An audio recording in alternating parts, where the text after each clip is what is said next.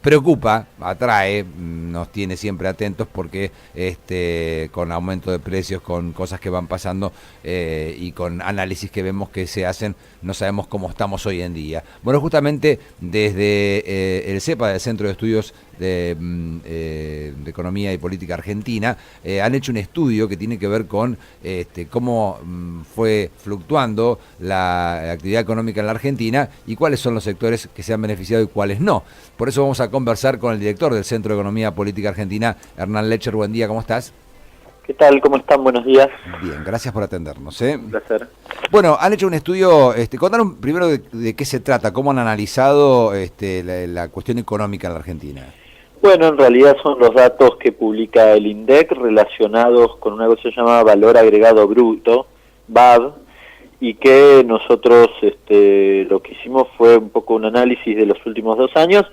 Eso te permite, el VAB, el valor agregado bruto, es un poco una aproximación a la evolución o al crecimiento de una actividad. Incluye básicamente 2 cosas, precios y cantidades.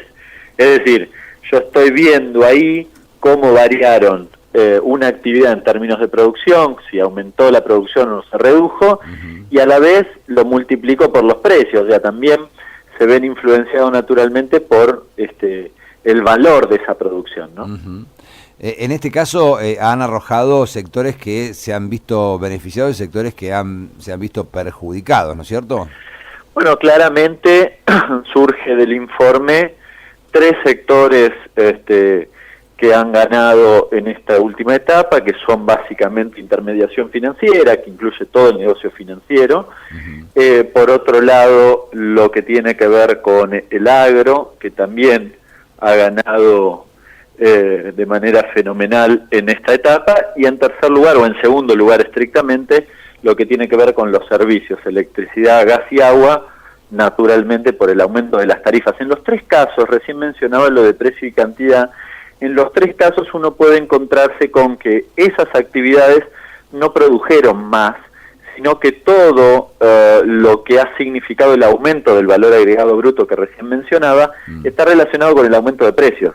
Es decir, ganaron porque aumentaron los precios, no porque hubo una producción adicional que justifique ese mayor diferencial, digamos. Claro. Y en el caso precisamente de las empresas relacionadas con electricidad, o puede ser también con agua y gas, ¿se puede saber, por ejemplo, si han invertido, si han hecho inversiones para mejorar el servicio, o eso ustedes no pueden tener ese dato objetivo?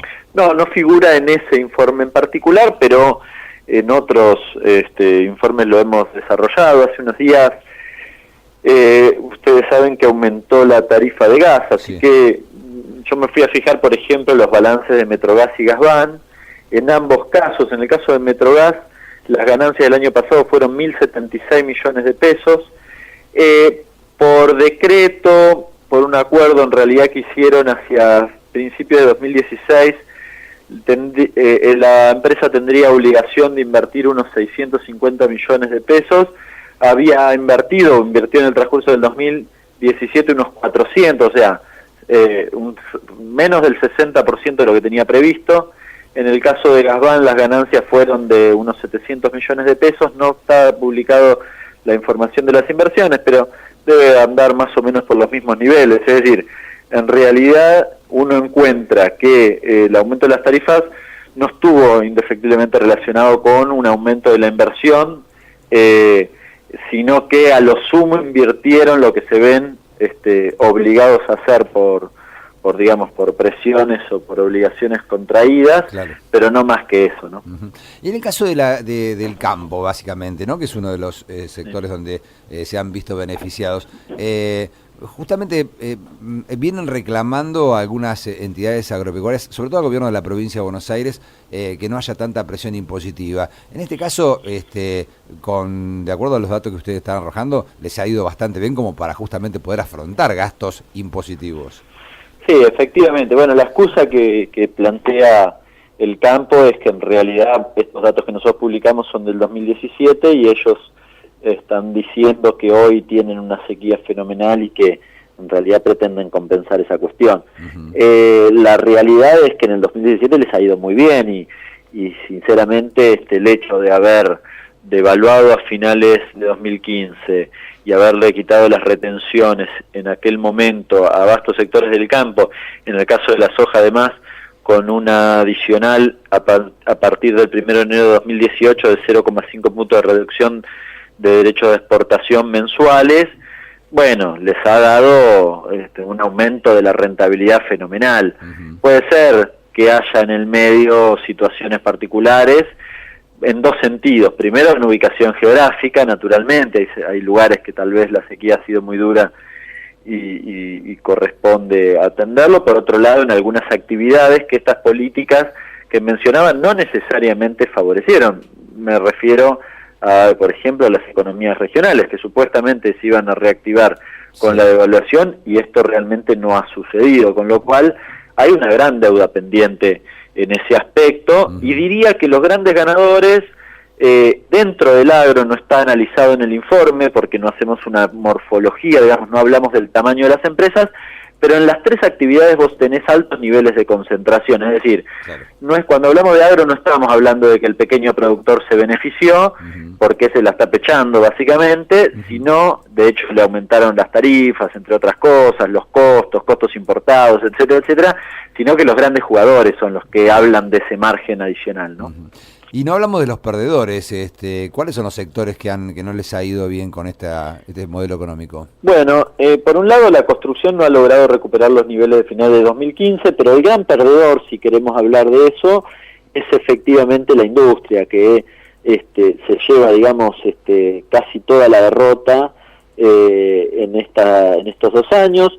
Diría, no solo en producción, diría no solo en precios, sino también en materia de empleo, que a esta altura del partido tenemos que hablar de más de 70.000 puestos de trabajo netos perdidos en el sector industrial, una caída realmente significativa que además no ha tenido corte, digamos, me refiero a que todos los meses ha habido despidos del sector industrial irremediablemente, es decir, no es un sector que el gobierno, por cierto, no apuesta y que a uno le costaría encontrar alguna medida en favor de los sectores industriales.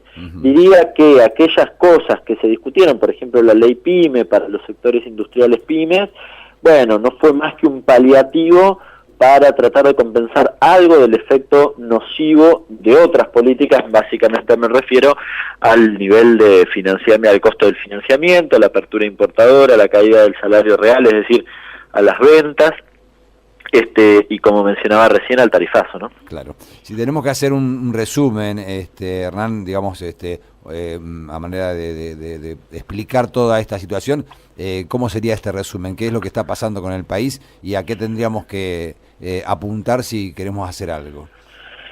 No, a ver, ¿qué está pasando en el país? Lo resume el título del informe. Hay ganadores y perdedores. Los ganadores son actividades que no generan empleo.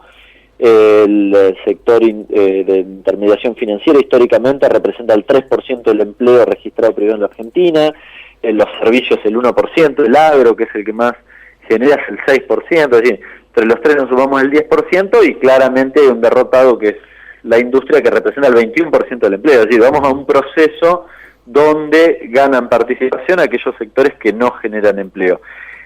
Sumado a esto, y quizás qué deberíamos hacer o discutir, y a mí me interesa en todo caso eso, es, bueno, si efectivamente estamos de acuerdo con que ganen estos sectores, y agrego un componente adicional. Esos sectores en general tienen salarios más altos y estamos en una etapa donde cualquiera puede inferir que los salarios van a perder poder adquisitivo en este último año, ¿no? Ustedes hablaban recién de los acuerdos paritarios. Bueno, un acuerdo del 15% implica una pérdida de poder adquisitivo. Después hay que ver si hay alguna cláusula de revisión, en qué condiciones, pero casi con seguridad la amplia mayoría de los sectores trabajadores registrados van a perder poder adquisitivo este año, con lo cual no solo hay una retracción de los sectores que generan más empleo, sino que además en términos del salario también hay una retracción de los sectores populares.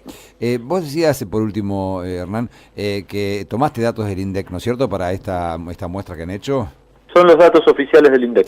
En estos datos del INDEC, que ahora se vende como creíble, ¿quiere decir entonces que los datos que dan sobre que hay menos pobreza son reales?